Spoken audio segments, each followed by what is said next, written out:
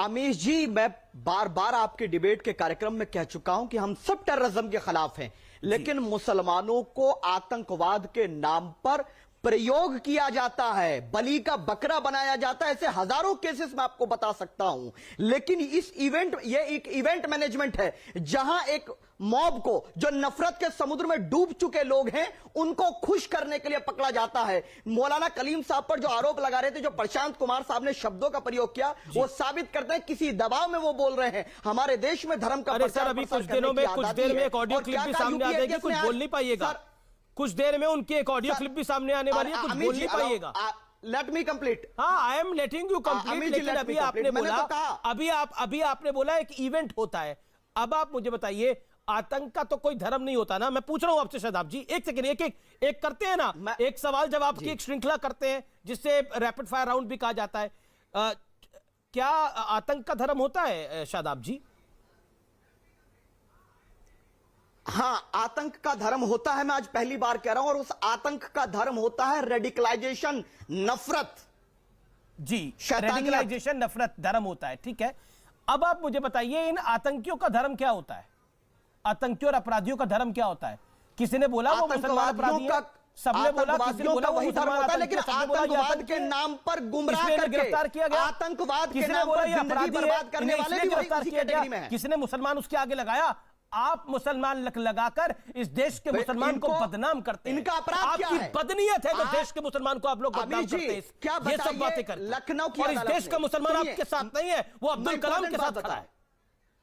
अमीश जी, और आप लोग हाफिज सईद के साथ पीछे लाइन में खड़े हो जाते हैं। दिक्कत ये है। बताऊं, अरे सुन तो लीजिए जी सर। अमीश जी सुन लीजिए, आज उत्तर प्रदेश की अदालत ने क्यों नहीं मानी यूपीएटीएस की बात? इसलिए नहीं मानी और रिमांड इसलिए नहीं दिया क्योंकि ये पूरी तरह फेक था। मौलाना कलीम सिद्दीकी साहब पश्चिम उत्तर प्रदेश से आते हैं और 2022 का चुनाव आने वाला है।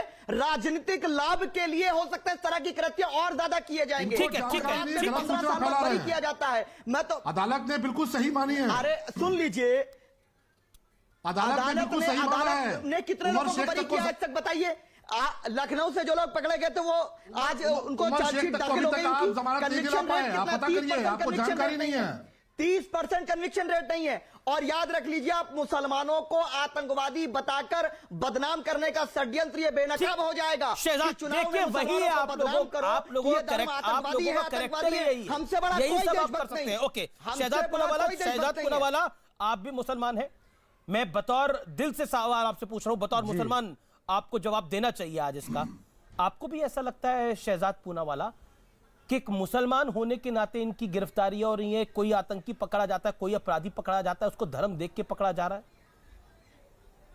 शहजाद पूनावाला, देखिए अमीश जी, अफसोस की बात यह है कि तुष्टीकरण का संक्रमण इस कदर फैला है कि कुछ लोग ये कहते हैं जब याकूब मेनन को फांसी होती है कोर्ट के द्वारा कि मुसलमानों को परेशान किया जा रहा है, अफजल गुरु को फांसी की सज़ा मिलती है तो कहते हैं मुसलमानों को परेशान किया जा रहा है, बुरहान वानी को मारा जाता है, रियाज नाइकू को मारा जाता है तो कहते हैं मुसलमान परेशान किया जा रहा है। और आज ये जो धर्मांतरण जिहाद फैलाने वाले लोग हैं, उमर गौतम हो या आज ये कलीम सिद्दीकी हो, ये पकड़े गए और कोर्ट ने इनकी हिरासत दी है। अगर कोर्ट भी शरद त्रिपाठी जी के साथ जुड़ा हुआ है तो मुझे बता दीजिए, पर मुझे लगता है ऐसा नहीं है।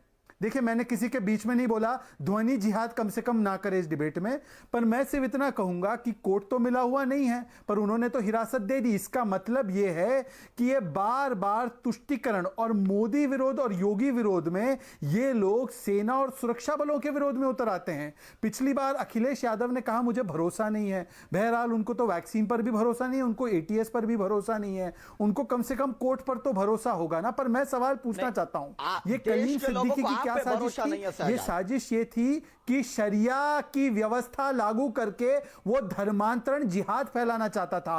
पूर्वोत्तर में हमने देखा है कि धर्मांतरण जिहाद की वजह से देश का किस तरीके से चेहरा बदल चुका है और वहां पर राष्ट्रीय सुरक्षा को लेकर किस तरीके की खतरे पैदा हुए हैं। मैं इनसे पूछना चाहता हूं कि बार बार राष्ट्र नीति पर राजनीति क्यों होती है? बार बार राष्ट्र हित के ऊपर वोट बैंक हित को क्यों रखा जाता है? और यह धर्मांतरण कराना, इसके लिए विदेश से पैसे क्यों जरूरी है? आईएसआई द्वारा धर्मांतरण कराना क्या यह इस्लाम का हिस्सा है? मैं पूछना चाहता हूं आज शादाब चौहान से कि आईएसआई और विदेशी फंडिंग लेकर यादव लड़की की या दलित लड़की का जबरन धर्मांतरण कराना, क्या ये इस्लाम का हिस्सा है? क्या दलितों का और यादवों का जबरन धर्मांतरण विदेशी फंडिंग से कराना, क्या ये इस्लाम का हिस्सा है? सुन लीजिए और सुन लीजिए, शहजाद ने अभी कहा कि आईएसआई से फंडिंग होती। क्या आपके पास कोई प्रमाण है? क्या आपके बैंक अकाउंट में होकर के कलीम साहब के पास पैसा जाता था? आपको कैसे पता चला आईएसआई? और अगर आईएसआई से पैसा आ रहा है तो हमारे देश की इंटेलिजेंस क्या फेल हो चुकी है? तो जब कैसे ये बात कर रहे हो आप बेबुनियाद आरोप लगा रहे हो? और याद रख लीजिए, आप बीजेपी आपको बचा नहीं पाएगी। जब आपको धर्म के नाम पर मारा जाएगा, मॉब लिंचिंग होगी, तो भाजपा आपके साथ खड़े नहीं होंगे। याद रख लीजिए। और देश की सुरक्षा एजेंसियों पर भरोसा था। इस देश के अंदर आपने सर्जिकल स्ट्राइक पर भी सवाल उठाए, आपने बालाकोट एयर स्ट्राइक पर भी सवाल उठाए, आपने, अरे भाई साहब आपको बकरा ही दिखा। हमारी लड़ाई देश से नहीं है, ना कभी हो सकती है। अमीश जी, हमारी लड़ाई देश से नहीं है, हमारी लड़ाई उन लोगों से जो नफरत फैलाते हैं। ठीक है अमीश जी, अब इन्होंने सवाल उठाया। अमीश जी, इन्होंने कहा कि आपके पास क्या सबूत है? बाटला हाउस में एनकाउंटर हुआ तब भी एक महिला रो रही थी, सबूत कोर्ट ने पेश किया। जब याकूब मेमन को फांसी की सजा मिली तब भी आप कहते फिर रहे थे सबूत का है। सर्जिकल स्ट्राइक हुआ तब भी आप कहते फिर रहे थे सबूत का है। सवाल यह है कि सेना और सुरक्षा बलों पर सवाल उठाना, चिन्ह खड़े करना और आतंकियों पर और अपराधियों पर भरोसा करना, यह आपकी सियासत क्यों है? और मैं आपको फिर से बात पूछ रहा हूं, शादाब चौहान चीखना बंद करो। शादाब चौहान देखिए, शहजाद मैं वापस आता हूं आपके पास। शोएब जमाई भी इंतजार कर रहे हैं काफी देर से। शहजाद मैं आपके पास वापस आता हूं 40 सेकंड में। शोएब जमाई भी इंतजार कर रहे हैं। शोएब जमाई, इस देश का मुसलमान देश से प्यार करता है, मां भारती को अपना मानता है, लेकिन इस देश के कुछ नेता, चाहे शफीकुर रहमान बर्क हो, चाहे अमतुल्ला खान हो, चाहे एसटी हसन हो, समाजवादी पार्टी के नेता, चाहे राशिद अलवी हो, कांग्रेस पार्टी के नेता, आम आदमी पार्टी के सौरभ भारद्वाज हो, अमनतुल्ला खान हो, मैं आपसे जानना चाहता हूं, क्या ये सही कह रहे हैं? जी, क्या आतंक और अपराधियों में धर्म ढूंढना चाहिए? अमीश भाई, जी मैं जवाब दूं अमीश भाई?